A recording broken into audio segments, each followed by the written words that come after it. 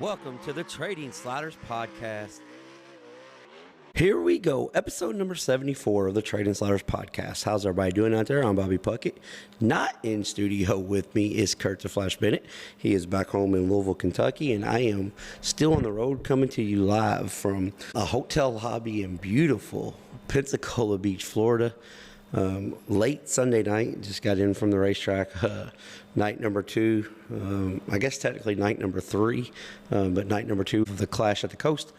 This is being recorded late Sunday night. We'll go out Monday morning while we're traveling back to Louisville, Kentucky.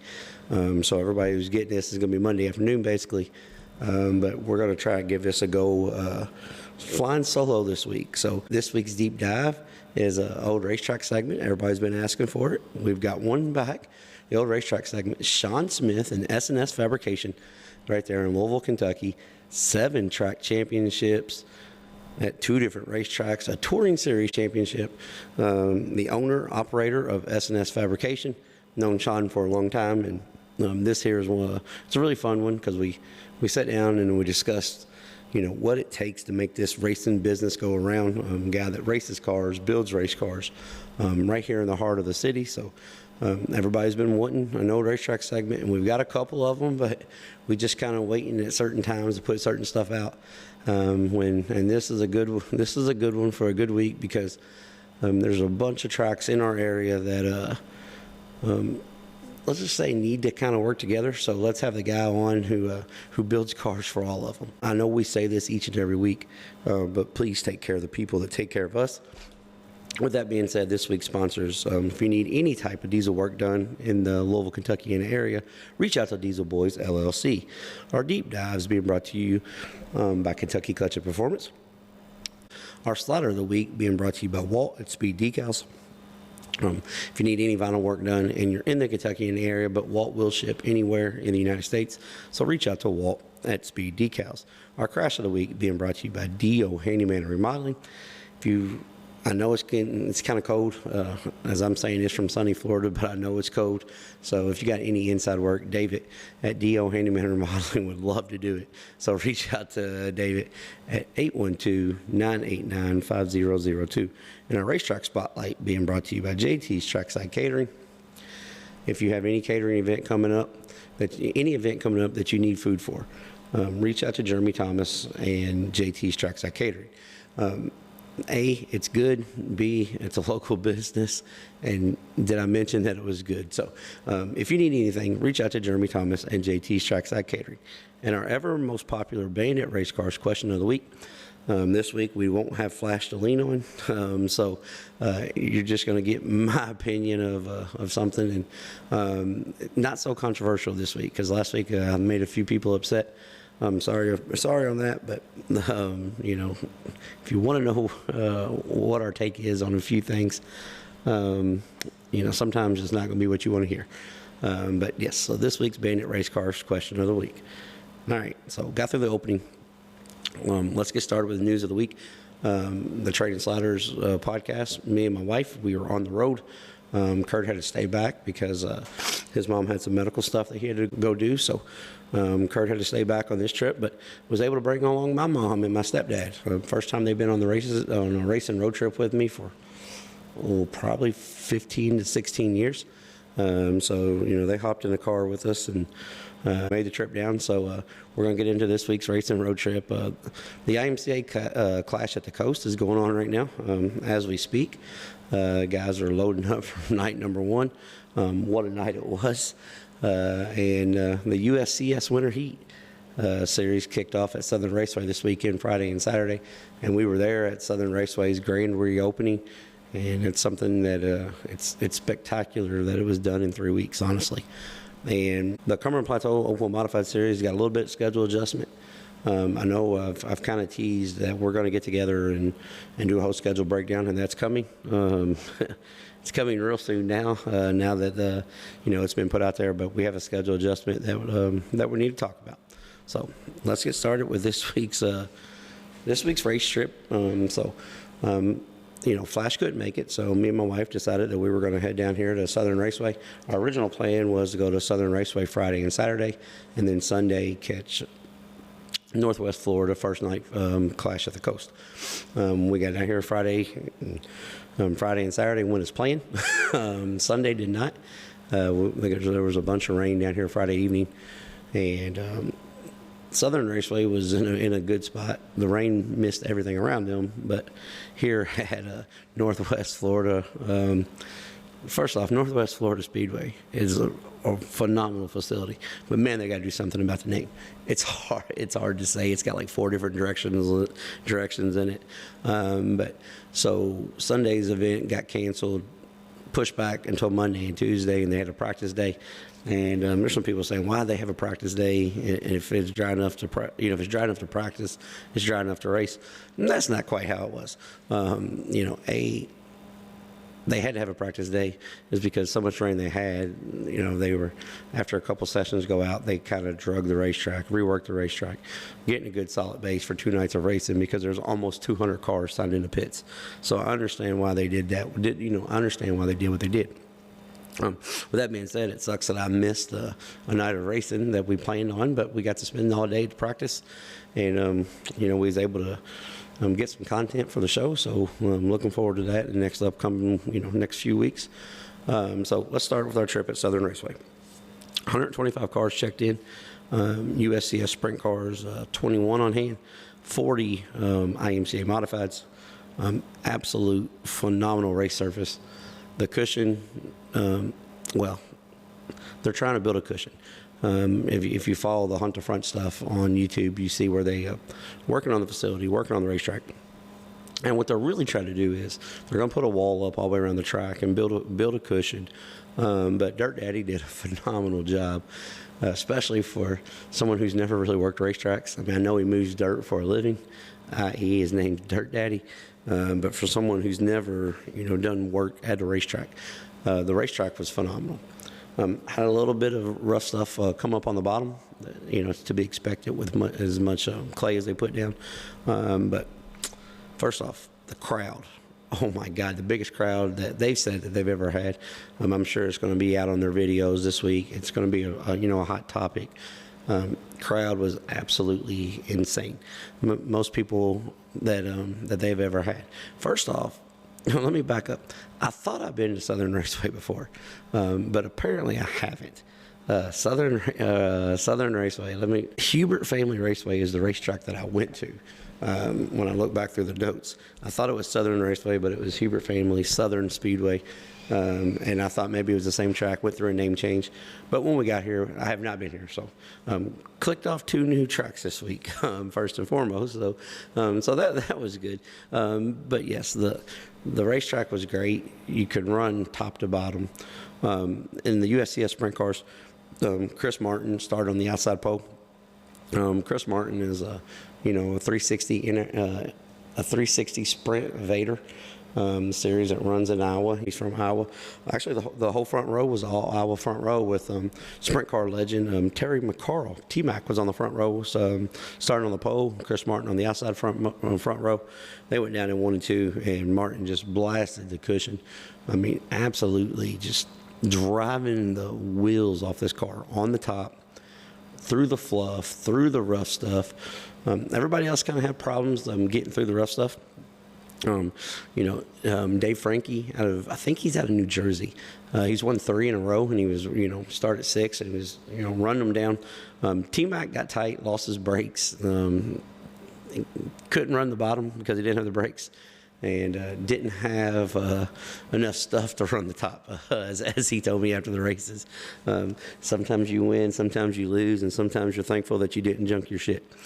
That was T-Mac words. So, but overall, the sprint car race was really, really good.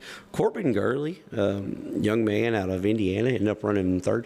Started, I think, 6th or 7th, and was running through the rough stuff. But I want to give a shout out to one of the Millbridge kids, Hayden Wise, the 15-year-old young lady out of North Carolina. I've seen her in a micro, a wing and non-wing. I've seen her in a midget. This is the first time I've seen her in a sprint car, 360 sprint car, and she just manhandles that thing, or I guess woman handles that thing. She drives that thing for all it's worth. The young girl's got a slew of talent. But yeah, so the USCS sprint cars race was phenomenal. Got in traffic.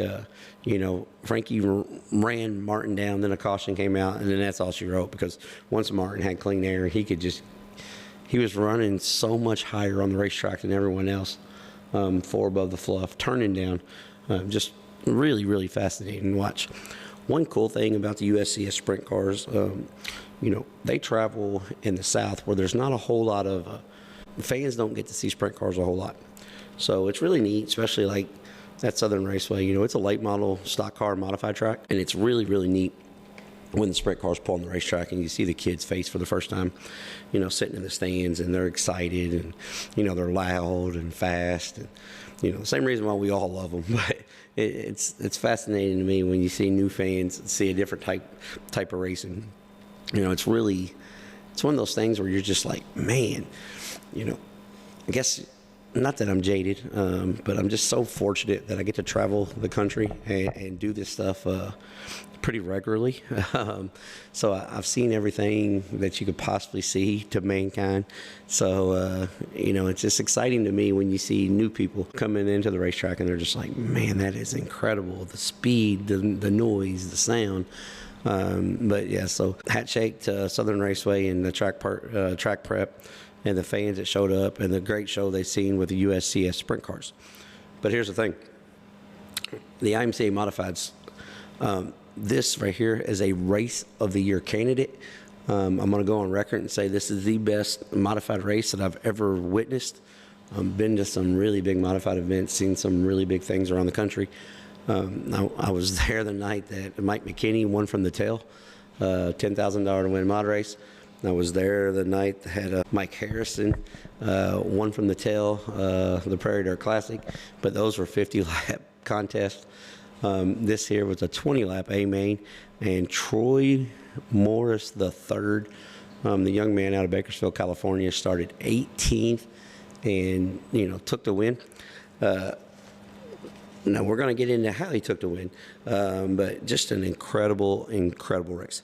So it took 3 or 4 starts to get started. They started 26 cars, and this here was a fast shafts qualifier for the IMCA Super Nationals. So the night before the clash at the coast, so you've had all the heavy hitters there.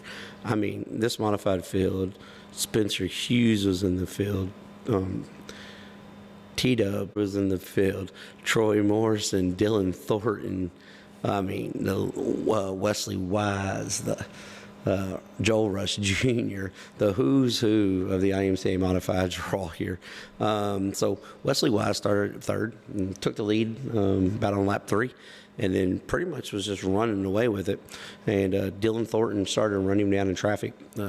Thornton was really good up top, but when Thornton went to the top, he showed Troy Morris, TM3, he showed him, he was like, okay, there's something up here. So Thornton got to ran all the way up beside Wise. Then a caution come out, and that was right at the halfway mark. And then they went back green. Wise pulled out about 5 or 6 car lengths. Thornton got really tight on the cushion. Really tight on the cushion. He had to go above the fluff and turn down, and when he did, he lost so much speed because he couldn't just bang the cushion. And Troy Morris, by this time he was running 5th. Starts picking them off. Like I said, started 18, started picking them off, everything on the top side, just blasting the cushion.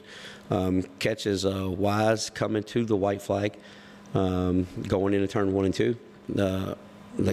So 2 laps to go. Gets a big run on him, turns down the backstretch. As he turns down the backstretch, he gets into Wise going into 3. And Wise said in the post-race interview that, that Morris used him up, so he was going to give it back to him. I think when he goes back and watched the video, he realized he didn't really use him up. He caught him so quick that it was just, there was nothing that he could do about it, okay? So Morris gets around him. Gets the white flag.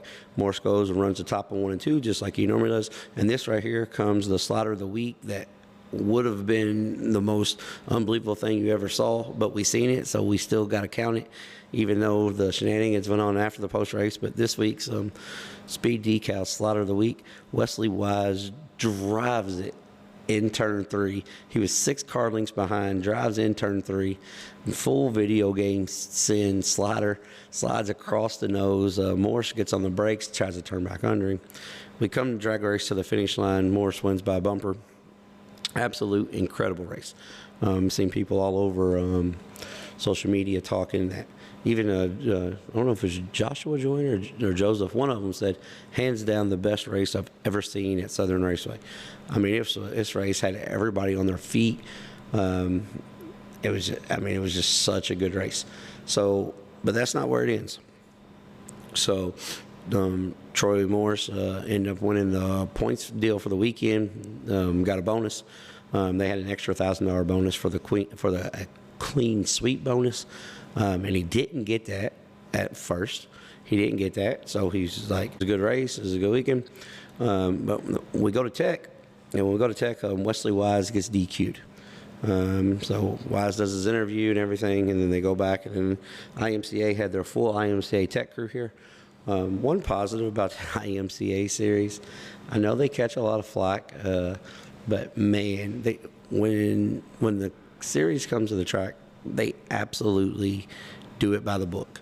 And with being by the book, Wesley Wise was DQ'd for, and this is the excuse or the reasoning that they gave at the racetrack.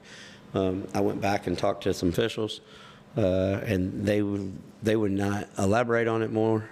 But I talked to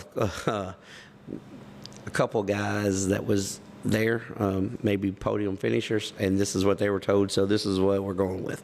But the official statement was, Wesley Wise has been DQ'd for MSD box infraction.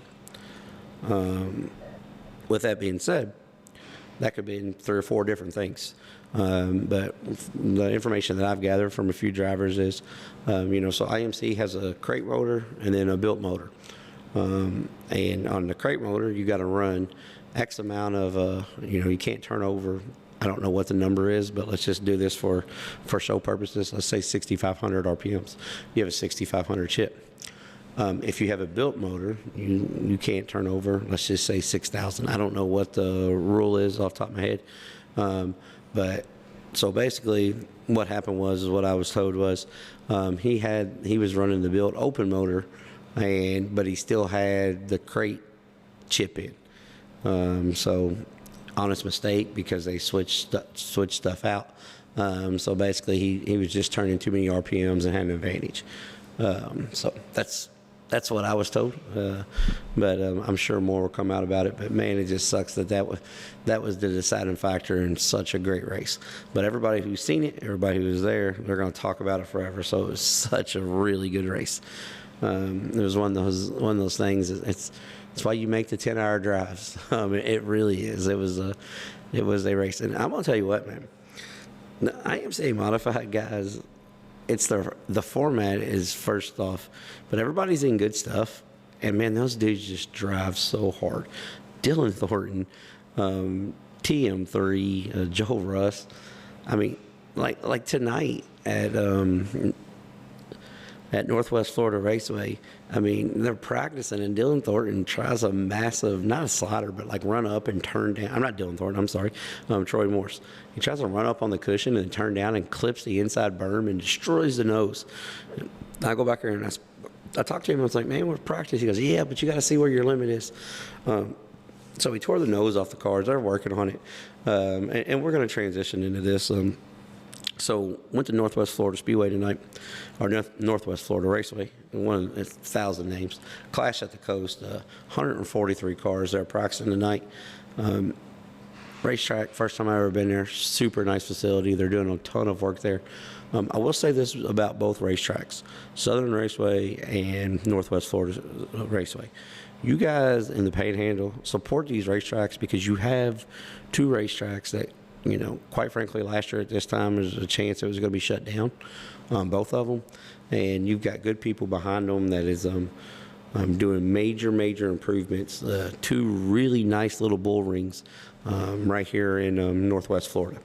That's one thing I want to say about them. I mean, they are both really nice racetracks. And the layout, they're different style racing. different dirt. Northwest Florida's got the traditional Florida sand, like the sandbox, and Southern Raceway's got a little bit of red clay mixed in with it. I don't know where they got their clay from, but they put like 300 loads of clay on the track, and it fluffs up. It kind of gets real fluffy. It doesn't pack in real hard. The cushion doesn't, but it's a work in progress. They will get it figured out. Massive crowd. TM3 ended up getting a clean sweep bonus after it was all over and done. So got an extra $3,000 for the weekend. And like I said, was at the racetrack all day today at Northwest Florida Raceway. Practice is on Sunday. We're supposed to be racing today, but racing got moved to tomorrow, and we'll be heading home. So have to keep up with that with IMCA TV, but phenomenal racetrack, awesome place, really good food. I was at the racetrack today, so I did set out and get something to eat. My wife had some boiled peanuts for the first time. She absolutely loved them. So that was what went on this week's race trip.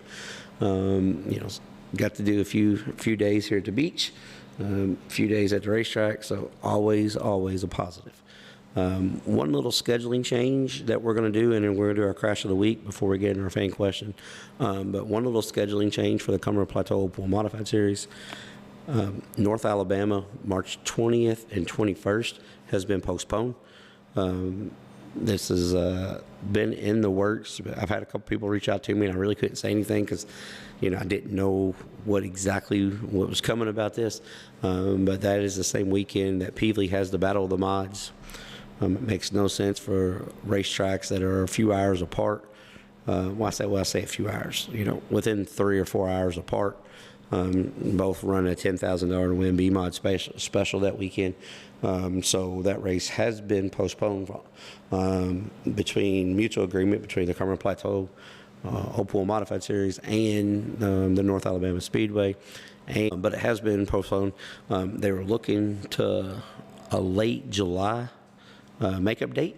So, that's keep to be announced. So the Cumberland Plateau Open Modified Series will open up Friday night, April 3rd at the Ponderosa Speedway. This will be co-sanctioned with the Northern All-Star Modifieds. So basically, Northern All-Star Modifieds are UMP mods. They run UMP mod rules. We run UMP mod rules. The only difference is you got an option if you want to run Hoosiers or American Racers. It doesn't have to be on all four. If you want to run 3 Hoosiers, 1 American Racer, 3 American Racers, 1 Hoosier, it doesn't matter at all. So, I've had some people reach out and ask about that. Hoosier or American Racer allowed on all 4 corners. So that's, so you can use whatever you got, basically. Hard tire option, right rear only.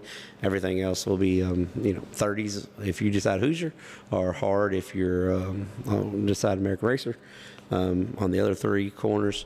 And then, you can run a hard, extra hard on the right rear, or 30-60 on the right rear. So for the people that's been asking, there it is.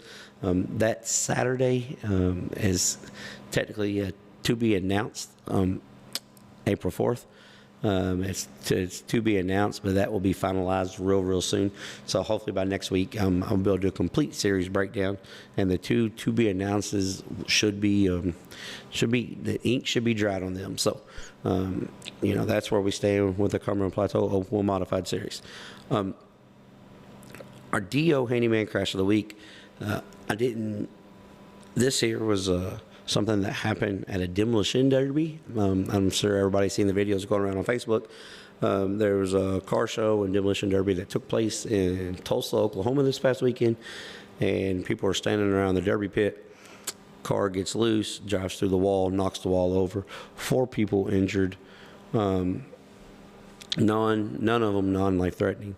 But the reason why this is the DO Handyman or Mining Crash of the Week, guys, let's turn a negative into a positive. If you're at these county fairs and everything, and even the racetracks, stay away from the fence, stay away from the barriers. I'm a guy that goes up and takes videos and stuff all the time, but I won't say I'm a trained professional, but in the same token, I've really been doing this for 50 years. So I know where to put myself and where to position myself behind certain objects to be safe. But with that being said, when you're at these events, let's please stay, away from the barriers, especially if it's a makeshift arena. Let's be safe. This could have been a way worse situation, but it wasn't. So this week's DO Handyman Remodeling Crash of the Week went down at the Tulsa Car Show. All right, our fan question of the week before we get off here and listen to Shawn Smith. Cover everything from dash series racing, truck racing, to street stocks, to branching out and building race cars for a living. This week's fan question of the week comes from Jacob in Knoxville, Tennessee. Jacob in Knoxville, Tennessee writes, "We have so many late models in our area, and we mentioned Clay Purview a few weeks back, and he's been enjoying open wheel racing. He's a fan that goes and sees late model racing all the time. He really is taken to the open wheel racing. Where can he find more sprint car stuff?" And when he says stuff, I'm assuming that he means videos. Here's the thing.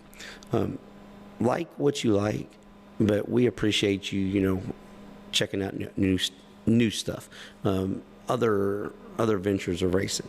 So, Jacob, there's a couple things that if you want to watch USAC or World of Outlaws or High Limit, you can always check Flow of Dirt Vision. But if you're wanting to stay up to date, TJ Slideways has a really good website. TJ Slideways has news stories, articles, team information, schedules, schedules for every sprint car and midget deal across the country. Jack/TV is, you can follow them on Instagram, a bunch of little highlights and stuff. Go back and listen to our Jack/ interview. He's covered so much of the sport. Just absolute phenomenal guy. Sprint Car Unlimited does a weekly show every day. It's called the 90s at 9. Follow them on YouTube. Follow them on Facebook. It's called Sprint Car Unlimited TV. They do 90s at 9, and every week they do a call-in talk show that's nothing but sprint cars. So that's a pretty cool deal. But there's one that if you're new to the sport and you really are interested in, what goes on and where the sport has involved. There's a guy that I watch a lot of his videos on YouTube, especially late at night when it's time to go to bed. I'll check in the old stuff, and where I grew up watching live in person. But it's called Jeff Christine's Raceway Video Vault. It's on YouTube. He's got everything from All Stars to World of Outlaws to local and regional wing and non-wing racing from California, Indiana, and he's got late model. He's got everything on there. But Jeff Christine's Raceway Video Vault on YouTube has some of the most phenomenal events. Just keeping the dream alive. So you can always go back and check them out. And I said it's free on YouTube, so if you're there at work, you needed something to do at lunchtime, pull it up, like his page, subscribe, all that good stuff. Like we need to do to us, like, subscribe, follow along. That's it. We're gonna get off here and we're gonna listen to this week's Trading Sliders Deep Dive presented by Kentucky Clutch and Performance, Shawn Smith, and S&S Fabrication. It's time for the Trading Sliders Deep Dives presented by Kentucky Clutch and Performance. Here we go, ladies and gentlemen, on this week's Trading Sliders Deep Dive. I got an old friend, and it's funny is, you're the old guy now in the racing business around here in the Kentuckiana area, but 7 track championships, a touring series track championship, and not only that, he spends his time now building and fixing you guys' tore up race cars. Shawn Smith from S&S Fabrication. How you doing, man? I'm doing good. Are you sure? Yeah. You ain't nervous or nothing? Nah. I mean, we can't talk about what we normally talk about 3 or 4 times a week on here. First off, they'll think differently of you, and then they'll kick me off the air. So we got to tame this down just a little bit, but I think we'll be able to do it. So you took a transition stage. You started racing. You came up different in racing than I did. I was born into it. my dad raced, my grandpa raced. Your family really didn't race. You were cruising Preston and decided you wanted to race. So how'd you get started in this whole thing? Because it's fascinating. A guy that has been so successful, got a business involved around racing now, didn't even grow up around the sport. Well, growing up in my neighborhood, all my friends, we all had dirt bikes, and we rode dirt bikes. And later on, I got my driver's license. I'd go to motocross races and race, and then I started breaking arms and legs. And a buddy of mine in high school, his brother helped some guys on the mini stocks, and they lived over off South Park Road, and we used to ride our dirt bikes in the brickyard. And I asked, hey, you mind if I park my truck over here and unload my bike and go riding? And then I broke my arm and stuff, and I was bored, and I went over to them guys working on their cars. It was Jimmy and Jeff Kirk. And I was like, man, you need to get you a car and get off that bike. So I got that cast off my arm, and we went back in Miners Lane Heights and dug out an old Pinto from this guy's woods, had a roll cage, and I got an engine out of the Bargain Mart. So that was probably a Charlestown Pinto then. Yeah. Because yeah, it had McCreary racing tires on it. Yeah, that was because McQuarrie died and then came back. Yeah. That's how long ago that was. So you went mini stock racing because hell, that's kind of like the reason why I went street stock racing, because that's what my dad did. Yeah. So you went because your buddy was like, hell, you need to get you one of these. You're like, all right, I'm a race car owner now. Yeah. So when you first started out, was it something that you just like, I might be able to make a living doing this, or you just wondering how the hell you was going to get to the track every week? I was out there holding that thing to the floor, and people would go around me like I was sitting still, and I was just determined to figure this out. You're like, hell, I got to be going faster because I'm wide open. They're like, no, you got to slow down to go faster. Yeah, like I said, I started getting Circle Track magazines, reading them. There'd be big words in there. I'd look those up in the dictionary. And if I would have spent as much time trying to go to college, I probably wouldn't have to work right now. Yeah, but see, it's when they say this, it gets you. It's a racing bug. It's true. I mean, it's something, from day one. I was 2 days old. I went to the racetrack, and that's all I've ever done. I mean, I thought everybody did that. So I find it really neat when, you run across people and like, I've known you forever and it helped you, and we're going to talk about doing, different things we've done, but even the time you try to kill me one time, we'll even bring that up. But, I just find it really neat because I always just assumed everybody did that as a kid. I didn't know that, people did other shit. I just didn't know that. There was a guy in my neighborhood, lived across the street. He always had this big orange sports drum jacket, which I didn't even know what the sports drum was, but his name was Frank. Yeah, he worked turn one. Yeah. Yes, Big Frank. Yeah, after later on I got into racing, everybody, oh yeah, Big Frank. he funny story about Big Frank one time. So I pulled out there, because sports drum used to line them up on the front stretch. They didn't line it. Well, why would you line cars up in the pits and save time? Everybody pull out on the front stretch. And I had a power steering, so I had an extender on my power steering, and the damn, I had a grease rag stuck in it. And I was sitting there, and it's during a caution, and the damn grease rag catches fire. And Frank, he sat right at the light at turn one, and he turned and just sprayed me with the water hose out of the fire extinguisher, sprayed the cars off. And at that time, you didn't have to have windshields at the drum. He's all spraying me in my face, had my visor all up. And I was like, what the hell are you doing? He's like, you got a fire. He never got up. He called on the radio, and then LE came from the pits to put the fire out. He never stepped over the wall, nothing. He just sat there. It's like, that's not my job. Yeah, that's not my job, man. I just line the cars up.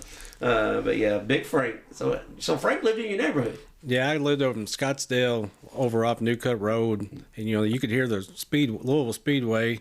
You could hear the cars from my backyard. So, you ran Louisville for 10 years, 8 years, 9 years? From 93 to close in 01. So 8 years. So you started out in the mini stocks, and they decided, you know what, we're gonna, because NASCAR Craftsman Truck decided, hey, this is, the trucks are the next big thing. So first off, out of everything great Louisville Speedway did, this is one thing I think they absolutely failed at.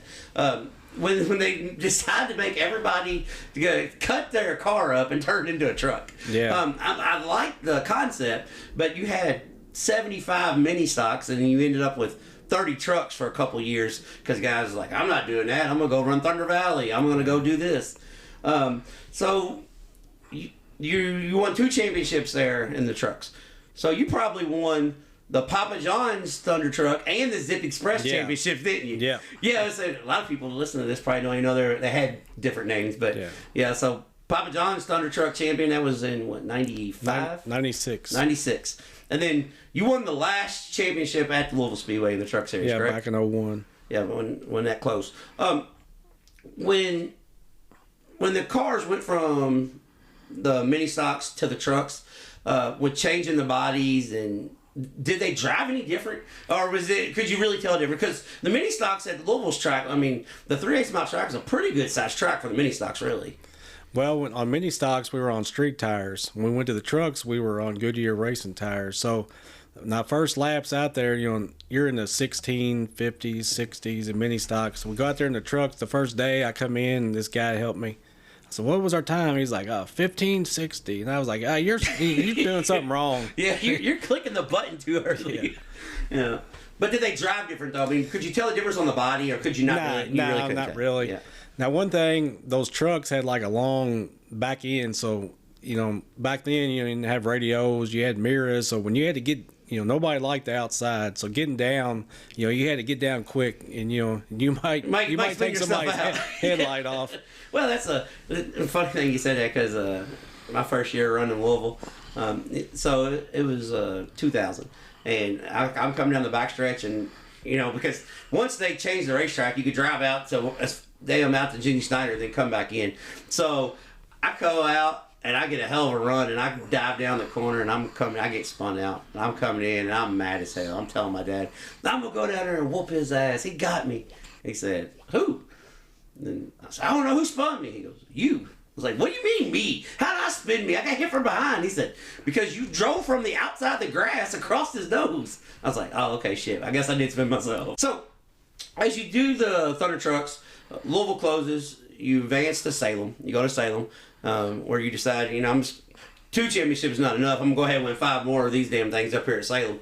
You ran the Dash Series. When you went from Louisville, hold on, first off, what about the first time that you found out about the sports drum? When Louisville got rained out, you decided you're just going to go play over across the river. Yeah, we were all lined up at Louisville. We done practiced. They're getting ready to sing the national anthem. A big downpour comes. Well, then they call off the races. Well, the sun immediately pops out. So somebody said, hey, they got trucks at the sports drome. So I've had to follow a guy over there. I didn't even know how to get to the sports drome. Where's the sports drome? Yeah. So you you go to the drome, and then you realize, oh shit, this place for racing at is really nice. because you didn't know about the drome. I mean, all you knew was Louisville Speedway. All you knew was the nicest racetrack in the country. You didn't know that you had the pit and mud hose, and the racetrack watered itself and everything. Oh yeah, that night I won the feature, but up there by where the suite is now, you would go through there and throw rooster tails through the water, and if the lights were just so yellow dim. That's a funny thing. That's one thing about the drone. When the guys bitch about it now, so man, you guys got a nice racetrack. You got LED lights. You got paved pit area. I mean, it's nice now. It's actually. All things considered, Mike Gibson's done a really good job over there from what it was. I mean, it was really kind of rough. So when you went to Salem, you did the Dash Series stuff. Did you keep the truck body on, or did you change your stuff? Because I know you could run both there for a while. I'd kept the truck body on, and they ended up being faster because you could run wide open with that truck body because they were those big long quarter panels, and they were real tall, and those guys with mini stocks, they'd chop their tops, and they thought they could cut through the air so good, but they'd have to slow down in the corner, where we didn't. Did you ever this is probably really dating myself, but did you ever go and run any of the stuff at Winchester because there was the ARCA? Like the ARCA kind of had a Dash Series thing too back then. Did you ever go run any of that at Winchester and stuff? No. Raced a couple times at Whitesville. They had some truck races down there. On the O track, huh? Yeah. It was the O track. Yeah, that was because they actually talked about doing away with their sportsman division and having the truck division down there. Which, at Whitesville wise, you could take a a street stock truck, that'd probably be like the best division ever, because every Tom, Dick, and Harry would have a truck sitting out back and they'd actually race. So you transition at Salem, and once you transition at Salem, you decide you gotta move up. Everybody's gotta move up. You got to do a little bit of late model racing. That was for the Gardeners, right? Yeah. So you got to do a little bit of late model racing, and then you moved into to street stocks. First off, going from the truck to the late model, was that a big eye-opening experience? Yeah, because I've never run anything with a V8. It's been 4 cylinders. And when I got in there, it was just overwhelming. Yeah, and you had big tires, and you was like, man, you didn't know you weren't supposed to run in the corner that hard because you ran wide open in your truck. You had no idea that's what you wasn't supposed to do that. But I figured out a late model, when you hit the gas, they go. When you hit the brakes, they stop. When you turn the steering wheel, they turn. Yeah, it was all right. I don't know, it was kind of easy. So then you went and ran street stock, which you hit the gas, they don't go. You hit the brake, they don't stop. You turn the steering wheel, you already be able to return both ways. So when you transition into street stocks, how much of a learning curve was it? Because it wasn't like, you raced for 10 years, but you was only at a couple tracks. It wasn't like you had a ton of experience anyways. You had experience, but it wasn't like you had, multiple racetracks where you could lean off different stuff. It was a steep learning curve because, those street stocks, 3,400 pounds. I had to learn you had to let off the gas way early to go faster. That's where you have to slow down to go faster. And then setups, I just really didn't know much. I thought I knew stuff about chassis, but the street stock, it's a whole different animal on those. And especially like now. You're building race cars, and the street stocks now are a completely different animal than what it was 10 years ago. Now they're just basically late models with stock bodies on them, basically. Basically a 1985 Winston Cup car is what street stocks are now. With you being a car builder, and you're in this, because there's no way to sugarcoat this. You're building a race car that that is actually becoming extinct around the country. What you build every day for a living is something that racetracks are losing each week, especially the pay tracks. Now dirt racing is a little bit different, but you got there's more unified rules, more racetracks, so it's easier. But with you doing what you're doing, where do you see street stock racing going? Because in our area, we used to have 10 guys that build cars. Now there's basically 2. And, you do 90% of them, so. I'd say, eventually they'd have to come out with some kind of spec. Maybe somebody like me builds a tube chassis that's perimeter, but is not a late model, but something in between, some kind of sportsman, but, something homemade, because eventually there's going to be frames are harder and harder to find. And then, there's AFCO and some other places make front clips, but, they're expensive because, most street stock guys are work 40 hours a week, and they're taking their house payment money to go racing and hope they get some of it back. Well, that's what I'm saying, because, the cost is so astronomical. It's not like guys are bringing you old parts, and, you're building brand new cars. $40,000, $50,000, $60,000 race cars, and you're still racing for the same $1,000 regardless. Yeah, the cost is more. So I don't know what the fix is. You're a guy that's in the industry. What's the fix? How do we save street stock racing? Really, it's just getting the fans back in the stands where they can pay more money. But the tracks, if they don't make any money, they can't pay anymore. Well, that's I work for a touring series. That's something we deal with all the time. We gotta bring in X amount of people through the back gate and X amount of people through the front gate, or it's not justified for a racetrack to bring us in. It's just simple math. We have on an average show, we have a $14,000 purse. So if the racetrack don't make $14,000 off of us, why the hell are they gonna have us? Yeah. It's one of those type deals. So I get that. Which way can we save costs though? If it was, they say here's the rules, Shawn. We're going to give you an opportunity to make the rules. How do you say, okay, we can knock off $1,500 here, we can knock off $1,000 here, because forever $6,500 you could have a really good street stock. Yeah. Now $6,500 won't even get you a short block. No. I mean, probably, somehow, keeping people's tires there, making you run them more than once, and having some kind of way to where a guy misses, and he shows up, and his are better. And I don't really know the answer. Well, I've got a scenario for that, and racetracks don't really like me talking about this. I actually had one guy tell me, "Hey, let's not do this." But I was at a racetrack in North Carolina once, and they had a bunch of Craftsman truck takeoffs, and everybody had the same, 2-inch offset. You wearing 2-inch offset wheels, 5-on-5 bolt pattern all the way around, all 3 divisions. You get there, you peel draw, and every wheel's got a number on it. Whatever bingo ball you roll out, those are the 4 damn tires you get. Yeah. And everybody pays for 4 wheels up front at the beginning of the season. So if you tear a wheel up, you don't got to replace the wheel. Because most cost saving rules end up costing more money. Yeah. Because they're like, if you say, well, you got to run a $75 Pro Shock. Well, somebody will dyno 32 of them and find the best one, and there's just loopholes to people to spend. People with the money, they want to spend their money regardless, and they're going to spend it. Well, it's funny you said that, because when we interviewed Taylor Master from Masterbuilt Race Cars, he said, when somebody's got, they'll say $100,000 racing budget, and you make the rules where they only got to spend $10,000. They're just gonna have 10 of what they want, because they're still gonna have $100,000 racing budget. Yeah. So it's not a poor guy's sport anymore by any means. You still race? Do you? I know you don't race as much as you used to, because you're working and you don't really want to work on your own shit when you're done. When you're done at night, you're working on race cars. But is your car like a R&D car, or is it just a race car as you go race? I mean, do you do a lot of R&D with it, or?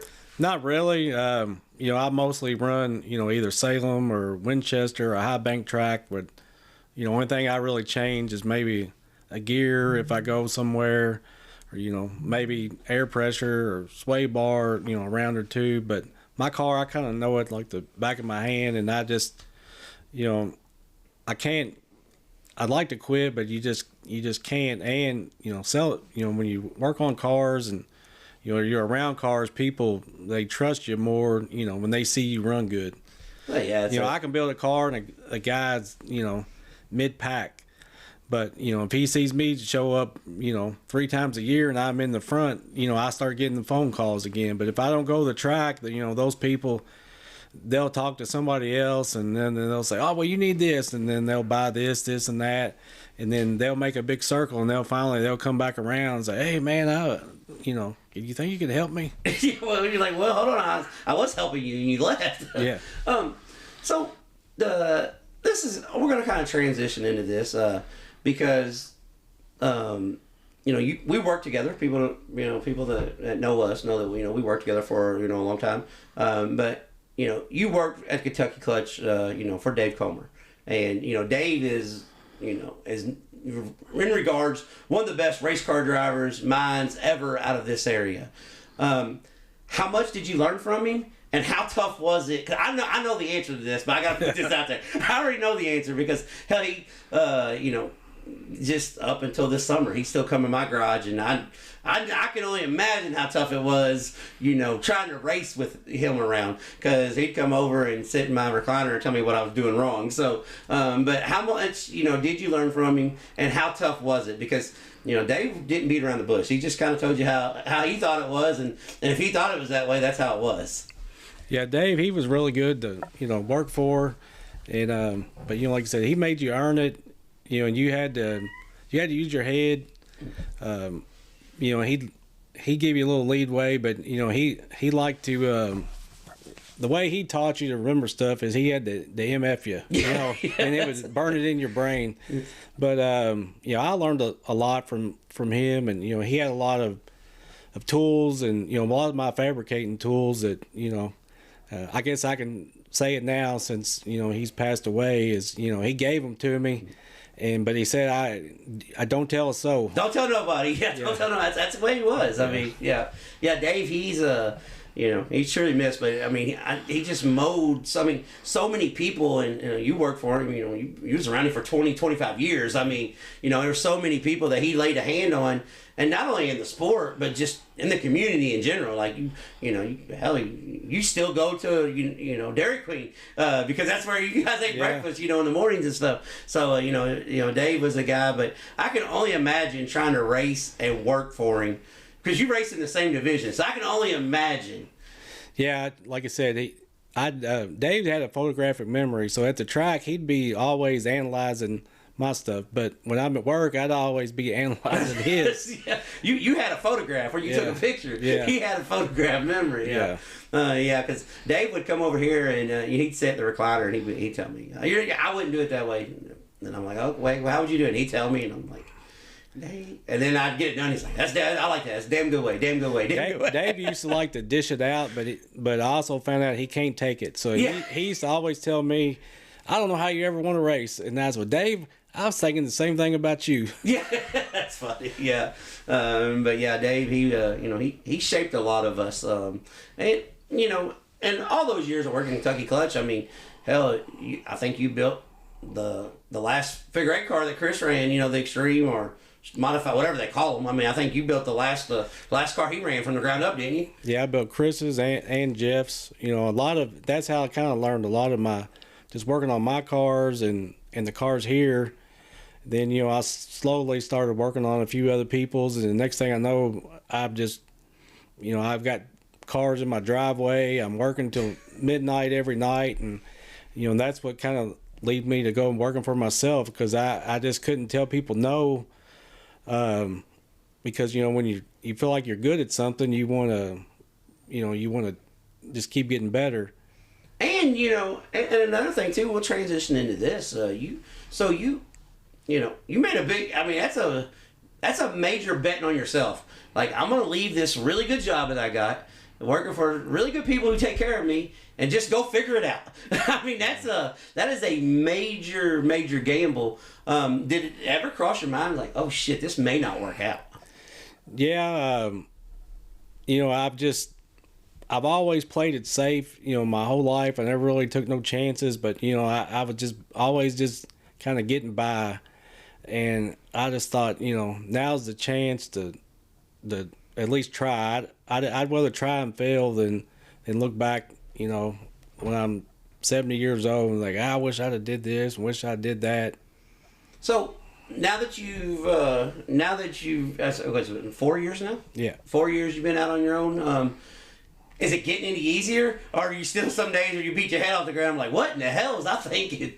Yeah, I mean, I work harder than I ever have and more hours, but like I said, I might make a little bit more money, but it comes in spurts. You're either rich or poor. Yeah. Well, I mean, it's tough because, when Louisville Speedway was here, I mean, I could think of 5 or 6 car builders that did it for a living off the top of my head. Now, hell, most of your clients are from out of town. It's not like you fix stuff for people in the area, but it's not like you're building. I mean, most of the cars you build get shipped off. Yeah, most of my work comes out of the Indianapolis area. I'm starting to get a lot of cars from Ohio. People around here, they're still I don't know, they're like top secret. Everything they do is just secret. The way I looked at it was, if you have what I have and you beat me, you're just a better driver than me. Yeah, that's one thing I asked my dad, because my dad helped everybody. And that's one of the things that people always say, man, your old man, he would, he'd bring a car to the house and he put the same exact damn thing on it, and I don't know why he did that. And I'd always ask him, because when I first started racing, hell, guys bring their cars over and he's like, here, I'll cut your A-frame. I'm like, whoa, the hell are you doing? And then that taught me is like, man, we all in this together. We all got. I mean, if it's kind of like we're going to ride go-karts. If somebody beats you, they just beat you. It just is what it is. I mean, people in the Louisville area, their springs is like their gospel. Like what I figured out on row centers and different things, leverage.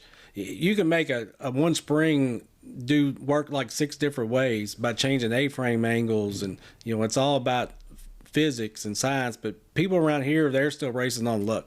Yeah, well, yeah, I agree with that. But sometimes luck is better. Well, yeah. Sometimes luck don't need an explanation. It's kind of like a limited slip differential. You know how it works? It just does. It just does. Yeah. It's it's funny you said it because I've told Royce that. He's like, well, "What's my ride height?" I said, "If you say something about ride height again, I'm gonna stab you in your eye. Don't you say don't? I don't care what it is." Well, this boss, I don't care about the damn boat. I don't care. Yeah, one time I redid Chris's Sports Room figure 8 car. Chris let me do everything I wanted to do to it. I just re-engineered the whole car. And Rand's like, well, we never run the ride height at 5 inches, and I had it at 6.5. I said, well, a piece of tubing down there for you to measure too, if that makes you feel better. Yeah, that's funny that you said that. So you built a couple outlaw figure 8 cars, and you built one that took a nasty crash. I mean, Jesse Tunney, that was one of the hardest wrecks that I've ever seen in person. And one thing I can say about Shawn, and I've said this to him before, and I'll say it to you guys. If there's something that he does on a chassis, and it fails, he's not stubborn enough to say, nope, that's the way it's got to be because I do it that way. Because when Jesse had a wreck, I called Shawn and I said, hey, Shawn, everything worked the way it should. Except for one thing, you might want to think about doing this. And Shawn said, okay. And I sent him a picture, and he said, all right. And he changed that. So that's one thing I will say. You're not set in your way. If it doesn't work, it just don't work. We'll figure it out next time. Yeah, I pretty much just learning them as I go. It's all trial and error. Every single bit of it is. So how exciting was it though because it's not like you came from the figure 8 background.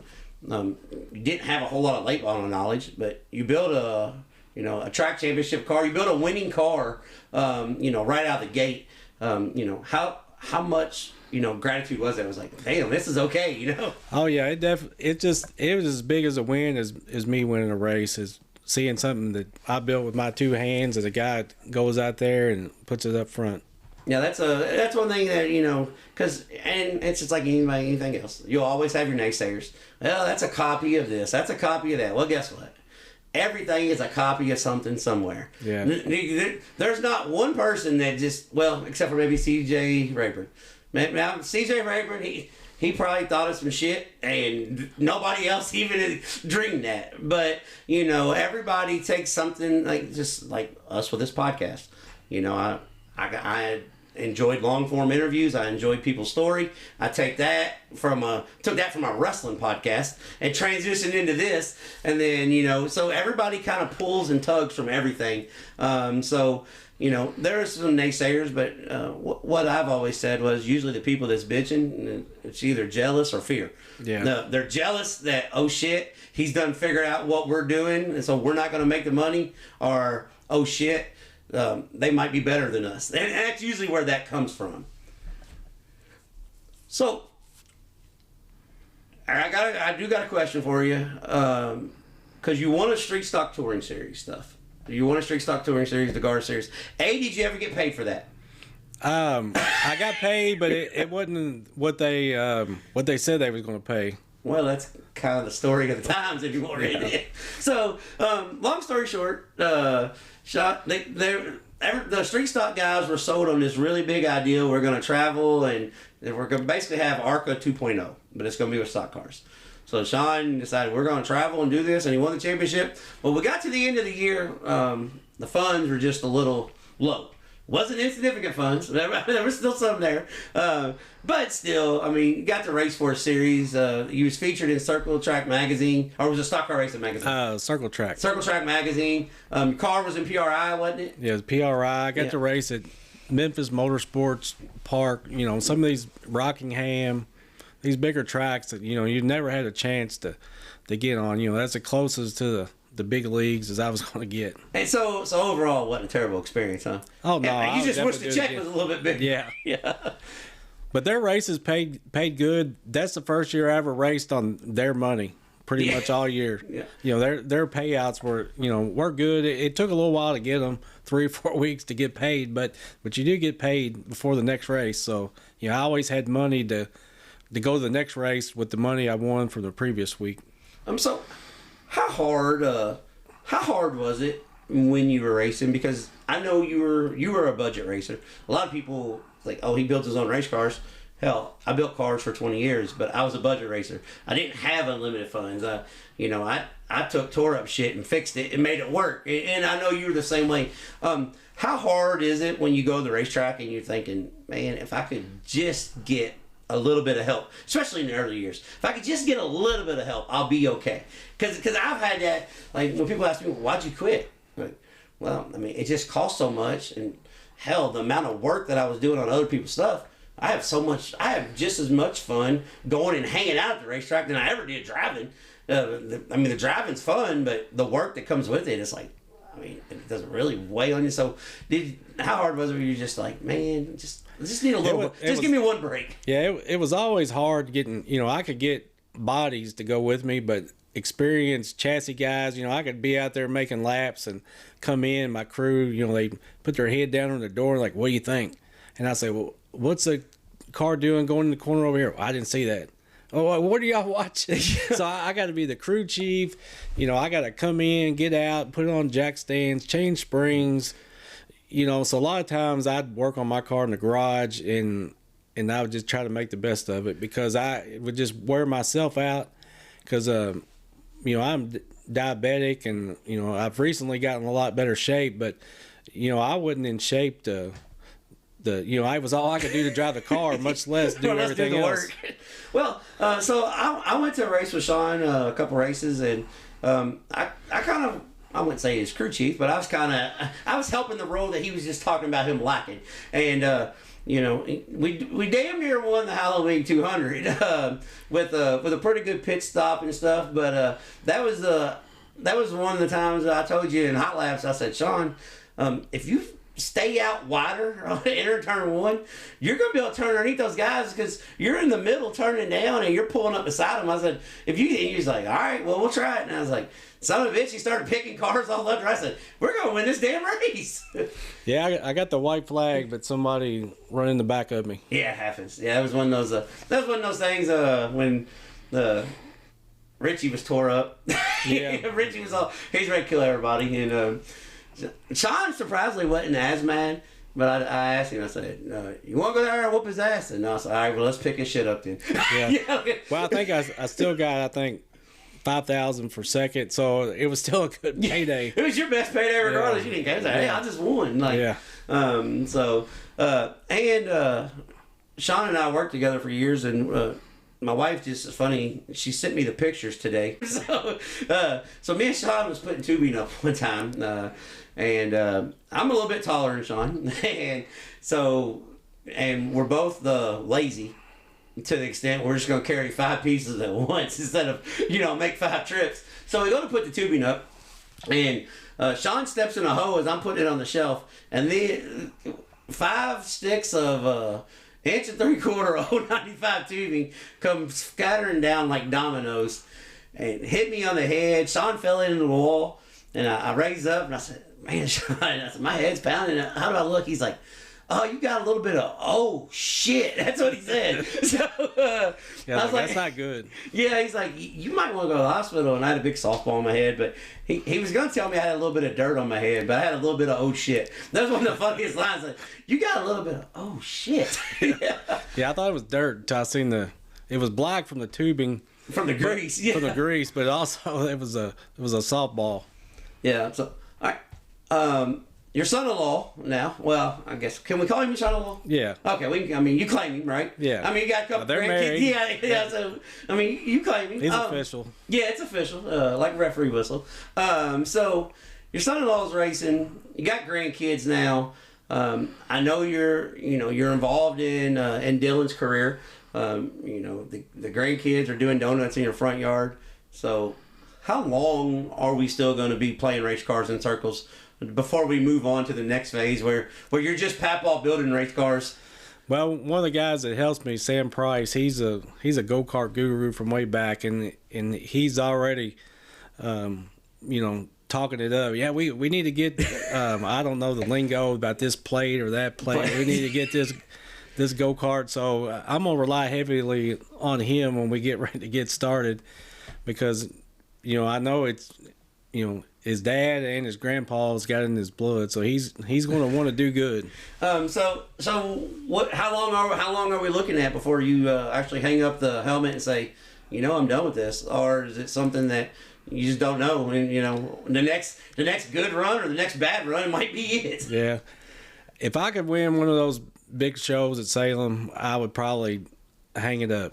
Well, there's a few reasons, I still race. One of them, I lost my dad a couple years ago, and just something I just want to do and say, and I just feel like I can't until I can win one of these big races.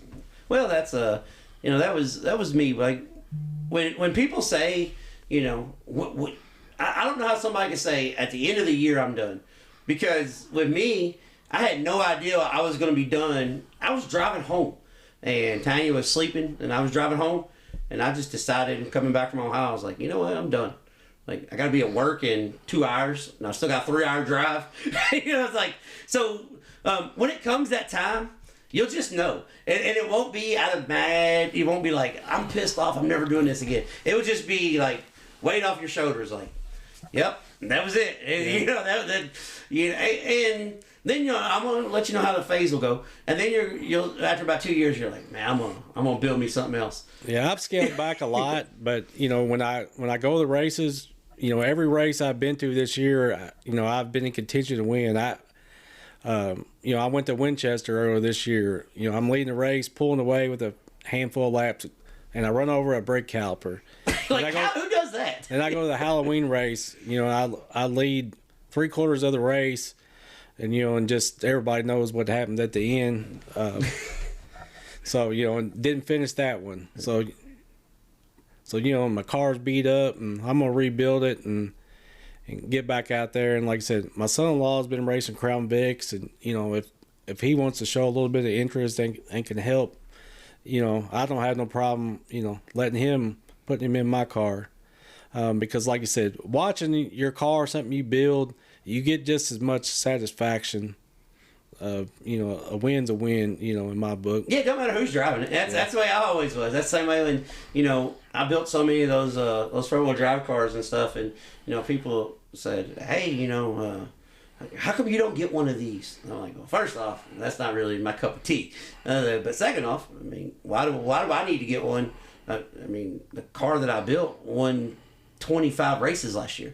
Like, what the hell do I need one for? Because A, if I don't win 26 races in the same car, I'm gonna be pissed. And B, I'm already so busy. I don't want to do that. Like, so I get that. Like, it's and it's even like with helping, when Ben started racing, this little go-kart track in the backyard, like teaching him how to pass and how to make maneuvers, like I get just as much fun out of that than I ever did just racing, because then you see it transition into racing and you're like, oh shit, he just did something that we worked on for 2 hours with road cones set up. You know what I'm saying? So, stuff like that, I understand. It's just one of those things that when it gets to that point, you're just kind of like, yeah, it worked out. So, I know you got some sponsors that help, and you've got people that help you, and I'm not going to ask you name all your sponsors for the 25 years you've been doing this, because you're going to leave somebody off. Somebody's going to be pissed off. Hey, I gave you a trailer or something. You're going to forget somebody. But I know Sam helps you, and Chase and Dylan. Like, who helps make this all possible? Who helps you do this? This is always a tough. I always put people on the spot when I say this. You can't name everybody, but who do you want to thank helps make this possible? I know how hard it is, and if he leaves you off, it's my fault. It's not his fault. But who helps make this go around?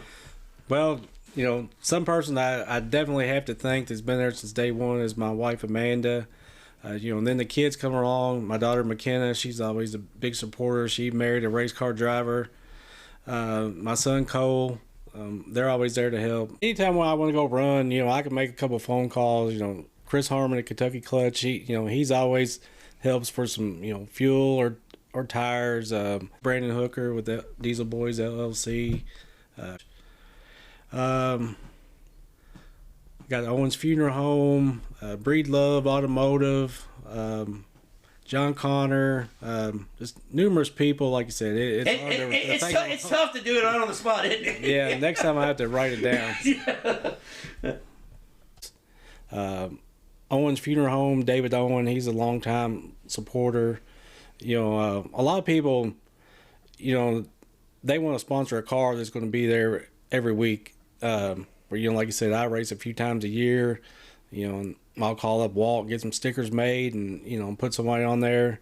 And like I said, I have people that help, you know, that don't want any money. You know, I've always had Freddie Hobart and his son Cody. They come, you know, and help. You know, my son-in-law Dylan, my son Cole. You know, a lot of these younger Crown Vic guys like Chase, you know, I help them do a little bit of things to their car and teach them, and, you know, and they show up and help, you know, for pit crew help. Like I said, I'm sure there's a few others. Like I said, you put it on the spot. Oh, you I know. remember. Yeah, I know. That's how it always is. I've actually, this is a little inside baseball. I've actually recorded podcasts with people, and they forget somebody, and I'd have to come back over and record. Like, they'd be like, "Hey, is there any way you can add this in?" I'm like, it's not the easiest, but because a lot of people don't know how to do this. There's no script. There's no. We didn't even mention what we was going to talk about when we came on, did we? No, I'm better off just coming off the hip. If I'm sitting there studying something, I'm going to be nervous. I'm going, So, but we appreciate you coming on, and like I said, being a guy, we had this conversation when you got started, and I said, Shawn, it's hard to make it building race cars. I did it for 6 years. I know it's really hard, but being a guy that's done, you know, what you're doing now, you know, I understand how hard it is. A lot of guys don't. They think because, you know, you build a $40,000 race car, you make $40,000 when you make $1,200. You know, a lot of people think that, but I know how hard it is, and, you know, we need fabricators. You know, this racing industry takes a journey. We need media people, we need announcers, we need fabricators, we need drivers, we need fans, we need racetracks. I mean, everybody needs each other, and, you know, so I appreciate what you do, because, you know, like I said, hell, I got a car picked up last night. I got another one being dropped off tomorrow. So I get it, you know, and people, I've even had people ask me before, and I said, you know, with Shawn building race cars and stuff, you know, does he get upset that you're doing work? I'm like, no, because I'll call him and say, hey, Shawn, you want this job? Or he'll call me and say, hey, I need you to do this for me. I said, no, it's we're not competing. I don't want to do any cars. If it's a major job, I send them Shawn's way. Yeah, I mean, I've been fortunate to stay. You know, I haven't been out of work yet. You know, I got 6 cars in my shop I'm working on right now, and I got a couple in some storage buildings, you know, waiting. And, you know, a lot of this work's come through Facebook, but it's also bad. You know, you put all these pictures on there to get work, and you just it's feast or famine. You get bombarded more than you can do, or like you said, a guy will call you, oh, you got this guy's picture, when are you going to work on mine? You know, I thought I was next. And, you know, it's just it's just a balancing act. Well, here's the thing, and a lot of people don't know this, but when you're working on race cars, so we'll just say you, for an instance, you've got 2 street stock cars you're sitting there building, and then you got another one over here you're going to clip. The one that's clipped, you know, you're waiting on spindles, radiator, and everything. Well, if you're working on these 2 cars, and you could, you know, bend 2 down bars at the same time, you can make your shock brackets at the same time. Then once that car comes in, then, you know, your parts come in, you can go over there and, you know, put it together. So a lot of the pictures and videos you see, it's not that day, guys, because I am a person that just caught a whole hoopla last week. I'm going through my phone, okay, and I put up videos just to put our logo, you know, like an advertisement thing, and I put up video of Chris from 10 years ago. This is 10 years ago. I put a video of Chris's car going around the racetrack at the sports show. It got 50,000 views, and I bet he had 300 messages and phone calls. He run the 3-hour, 50,000. He's coming out, got a new car. I'm like, guys, that's 10-year-old video. So a lot of people don't understand. Just because you've seen it on Facebook, that's not what he did today. That's kind of like my SS fabrication page. It's making money. I'm not getting rich by no means, but it makes maybe $100 a month. But it'll ask you. You need to make You need to make 3 reels today. You need to post 6 pictures. So I'm like you. I'm going through my phone and just finding stuff that somebody hasn't seen for a while. Because, like you said, you're trying to stay up to date, and then you got some people that don't want they want Secret Service. They don't want no pictures. Well, and it's even funny that you said that. No matter what comment you put at the top, they don't read the damn thing. I said, this picture, a throwback to when Chris used to race. Oh my God, just being a 3-hour. I'm like, no, that means that I'm deleting a lot of shit in my phone because it's summertime and I'm about to record some more stuff. That's what that means. There was no nothing out of it. And I did the same thing. I posted about Mountain View Raceway, track that closed down at the end of the year. And I had a little video clip and I said, such a great racetrack. It's a shame that this place closed down. I shit you not. 100 messages. So does this mean it's open? Did somebody buy the racetrack? Yeah, it's like yesterday. I got a big screen TV in my shop. I like just listen to old races and different things. But I was the Dale Jr. podcast. What he had on there, his wife said, "Well, you should just run the 500 next year." Well, that's all. It's on social media now. Dale Jr.'s coming back. And yeah. What? I know it's crazy how it is. I mean, it's and just be thankful that you're not doing a podcast every week. Because whatever you say, it's the gospel. Yeah. Somebody will message you from a month ago. You said this. I'm like, fuck, I said that? Oh, okay, my bad. Yeah. But we appreciate you coming in, hanging out. And if you guys need anything, just reach out to him on Facebook, SS Fabrication, Shawn Smith. I'm just going to let you know he's a little covered up right now, but he'll take it. Yeah. He'll take the work. So we appreciate you coming on. And 7 track championships, 1 touring series track championship, and all it takes is 1 more big win, and he's going to say, that's enough for me. Out of Pleasure Ridge Park, Kentucky, Shawn Smith. Thank you. All right, everyone. That was Shawn Smith with S&S Fabrication right there in Louisville, Kentucky, bringing you race cars. Just absolute good dude. Known Shawn. Actually worked with him for a few years. Helped him on his race car. Known him for a long time. Needless to say, we've run in the same circles. But yeah, Shawn, 7 track championships, 2 of them at Louisville Motor Speedway in the trucks, 5 of them at Salem Speedway, 4 of them in the truck/dash series, 1 street stock track championship, and the GARS series, the GARS Touring Series, Street Stock Series champion. So needless to say, when it comes to street stocks and street stock racing, Shawn knows how, what, when, why, where. But really fun interview, sitting in there and talking to Shawn and just BSing about racing in general. Because like we said in the interview, I grew up at the racetrack, so to me, I kind of thought everybody did that.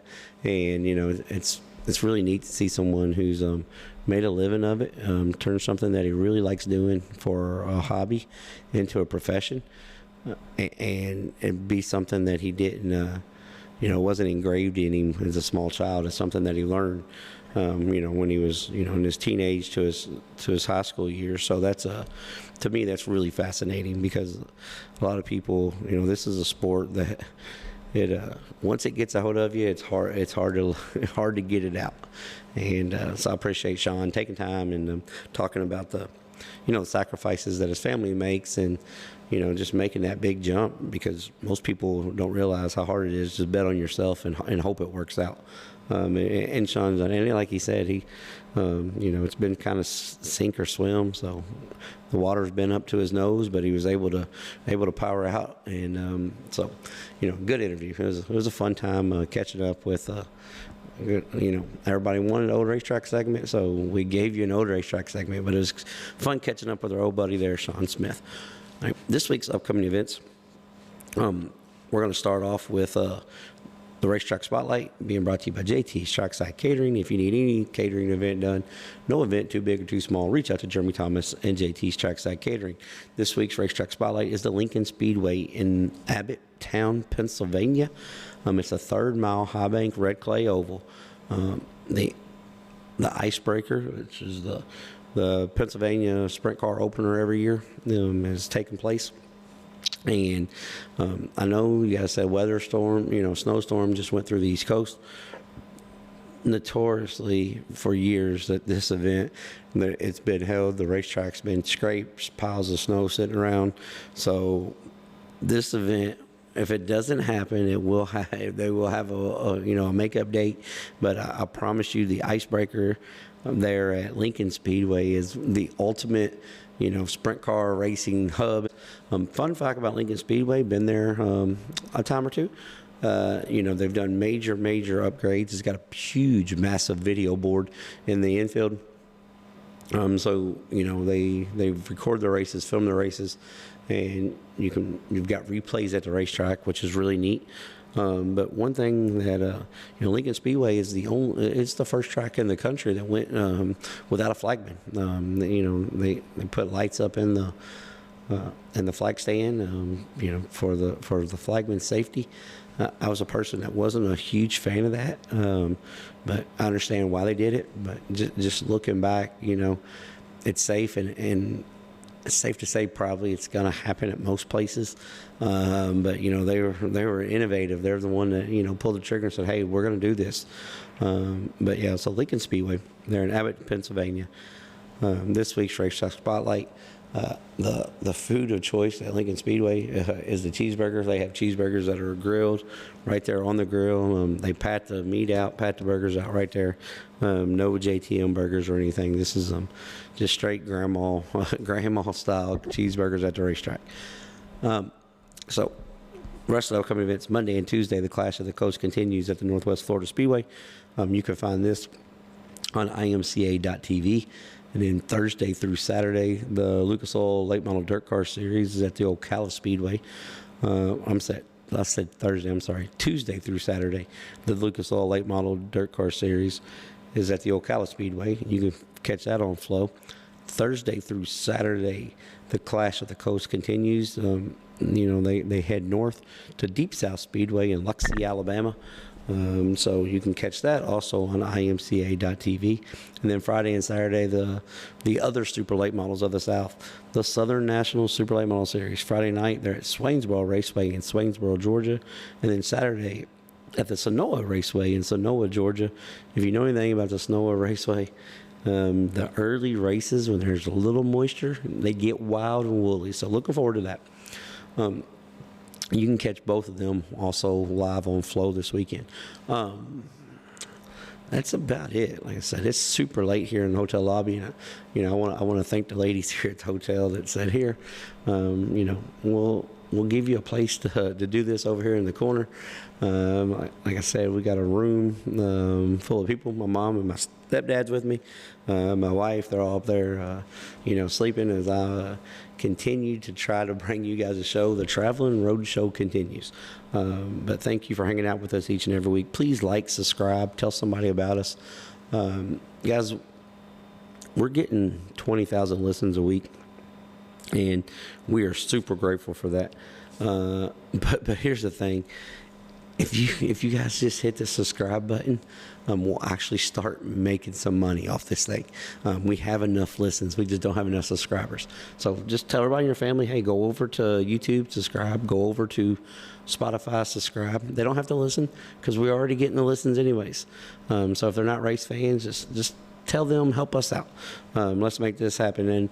And next week, Flash and I will be back together in studio. Actually, I think next week we're going to be in Hazard, Kentucky, from Joseph and the Crate Racing All-Stars trade show. So it's actually the Traveling Road Show continues. I just kind of forgot about that until I looked at the date here while I'm scrolling down. And I'm like, oh, okay, next weekend I'm going to be 5 hours from the house again. But until next time, we'll be trading sliders.